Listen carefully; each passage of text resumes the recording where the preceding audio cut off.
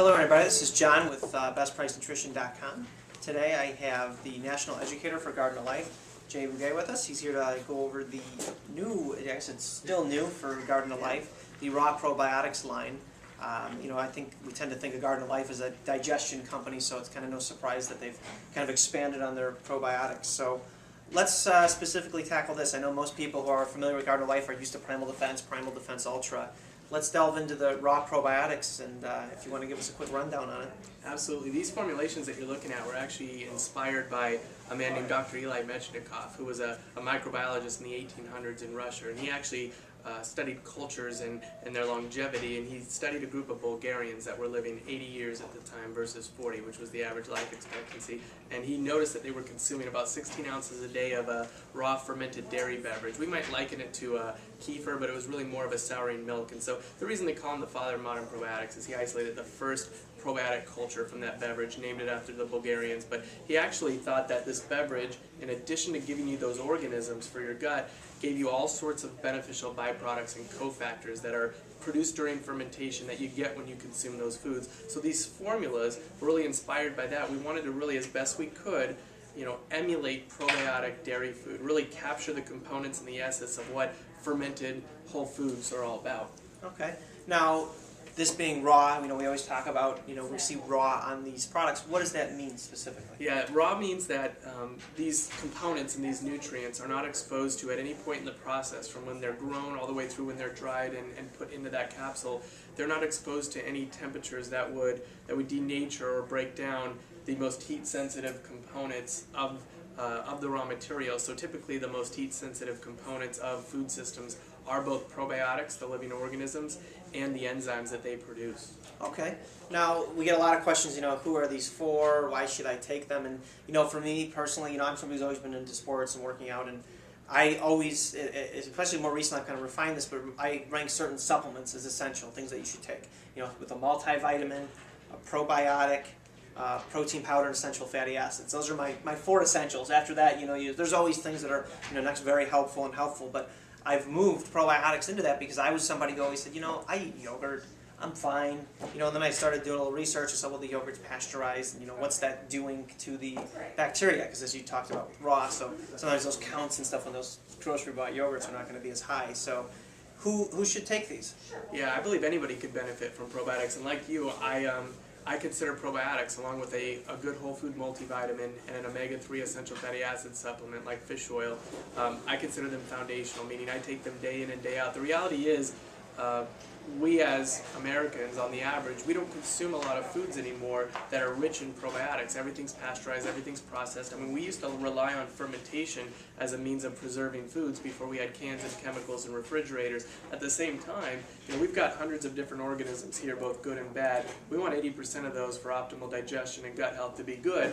And not only are we not putting any in, we're constantly killing these off. When we do courses of antibiotics for every little thing, when we drink chlorinated water, when we shower in chlorinated water, when we are under stress, certain medications, there are all sorts of things sort of working against the balance of gut flora. So in general, I think everybody could benefit from supplementing a probiotic. Yeah, piggybacking on what you said, if sometimes we think of France as the great culinary region of the world in terms of foods, and in France, if you get cheese and it's not raw, it's bad. I mean, it's garbage to them. In fact, many of the chefs will just say, I'm not going to touch it.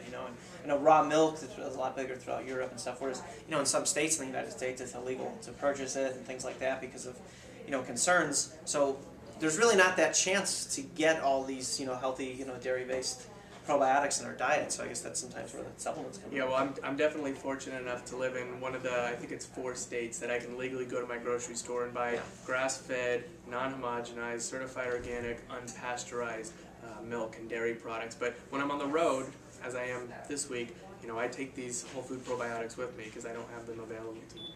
Now, for somebody who's new to probiotics and they haven't taken them before, can they have any negative effects if they just start, taking them? Yeah, I like to say sometimes the bad bacteria and even the bad yeast that are in your gut, if you're not quite in balance, and most people that are going to seek out a probiotic supplement aren't quite in balance, when you start to sort of displace and replace those bad organisms with good ones, I like to say they don't go quietly. They kick their feet, they drag and scream, and they kick their feet, they drag their feet, they scream, and they don't they don't go quietly. So some of the compounds and their remnants can either physically irritate the gut a little bit, or can actually be absorbed in the bloodstream and make you feel not so well, whether it's tired or headaches. So sometimes you feel worse before you get better. It's actually a natural part of the healing and the rearrangement process. They call it a Herxheimer reaction. So for individuals who haven't taken a probiotic before, or who just came off antibiotics, I might recommend easing into it. Like, start with 1 a day for the first week or 2 and see how you feel, and bump your potency up to the recommended 3 a day.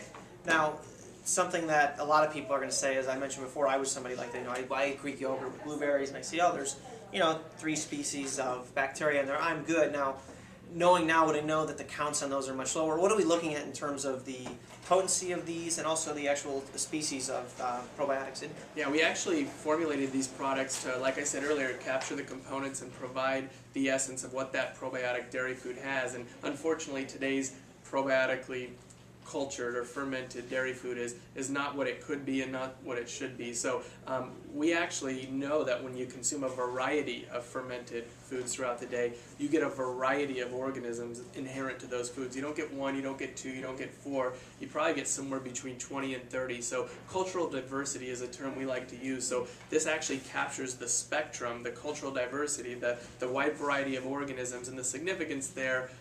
Some like your small intestine, some like your colon, some are good enzyme producers, some are good acid producers. The greater the variety or the spectrum of probiotic organisms we get from our diet and or our supplements, I think the better off our guts are going to be. And in terms of potency, 85 billion living organisms is what each formula provides, and that's actually based on Eli Metchnikoff's estimates of roughly 16 ounces of this fermented dairy beverage that these Bulgarians who are experiencing extraordinary longevity we're getting every single day. Okay.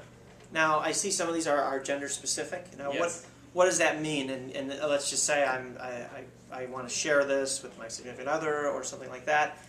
Should you stick with the men's or women's based on gender? If you wanted to have a non-gender or age-specific product to share with the family, I would actually probably invest in our other probiotic, which is Primal Defense Ultra. It's a great everyday probiotic, but it is not age or gender specific. With these ones, every formula contains the same sort of 30 whole food organisms, but we've added between 1 and 4 organisms that provide either an age or a gender specific benefit. So the women's formulas have a couple that actually help balance out the flora within the urinary and reproductive tracts, and there's a few vaginal health claims that go along with those probiotics that are in the women's as opposed to the men's. The men's have an organism that really helps with our immune system, and the 50 Wiser versions actually have an organism that helps support cholesterol metabolism in the gut, so we can promote healthy cholesterol levels with the 50 Wiser formulations. And how about the kids? The the Raw Kids probiotic is USDA certified organic. It's a 60-day supply. It's in a base of organic inulin and fruits and veggies. There's 5 strains, and because a lot of children who are looking for digestive help and whose moms and dads are buying these products for them, a lot of them at this time don't do well with either gluten or dairy. So we did formulate these products to be dairy-free. Some of the organisms there, though, have research on children that go as young as 3 months. A lot of probiotic formulas, the cutoff is 2 years or 4 years. This can be used by really young children, and some of these organisms have really, really good effects with regard to immune system function. Yeah, that's something I was going to bring up with kids, especially with putting the hands in the mouth and stuff all the time. I mean, the best way to not get sick is just to not touch your face and stuff after you touch things, as we know kids tend to do that. Yeah, kids don't always have the best hand washing techniques. They touch their face and they put things in their mouth, and also the immune system tends not to be as developed when we're young. And if you're born via C-section, you don't get your initial dose of probiotics. If you're not breastfed, you don't get your probiotics. So there's a lot of things working against children these days with regard to their immune system. And adults too, I think they can benefit from immune health. I always like to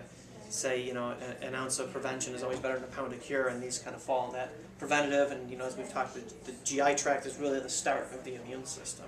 Totally. So now another thing that we discuss with these is, as opposed to people who are used to Primal Defense Ultra, now those are fine at room temperature. Do these have to be refrigerated? Yeah, and if so, why? The Primal Defense strains are actually very hardy strains, and they are shelf-stable at room temperature. These new formulas are dairy-derived cultures that actually contain dairy components like Bulgarian yogurt and wild kefir grains. So we want to be careful with these. We have an arrive alive potency promise, meaning we're going to take as much care as we can on our end. We have a refrigerated manufacturing facility. We ship them, insulated, and we ship them temperature and humidity controlled. And yeah, these should be refrigerated. I mean, a few hours out of the fridge at 75 degrees, not going to hurt anything, but to keep them on the shelf for 2 years at 80, you would lose some potency. Sure. So. Yeah, so sometimes I think that sometimes gets lost. Sometimes customers will say, well, it was out of the fridge for a week, it must be no good. And it's like, well, not really, because you're talking about such a... Now, ideally, yes, you want to get it in the fridge right away to slow growth, but Right. a week,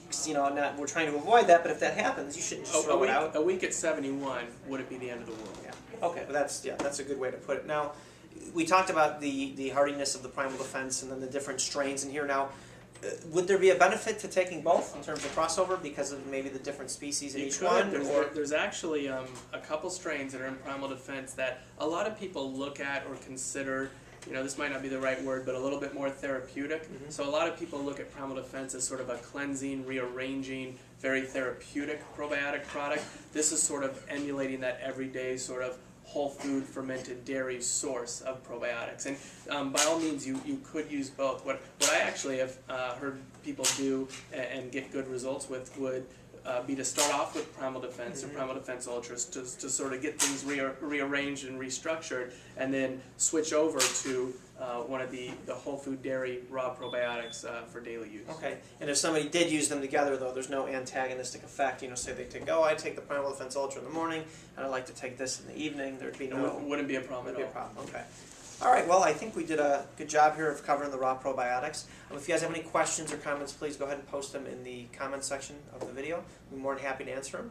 Thank you, Jay, and thank you.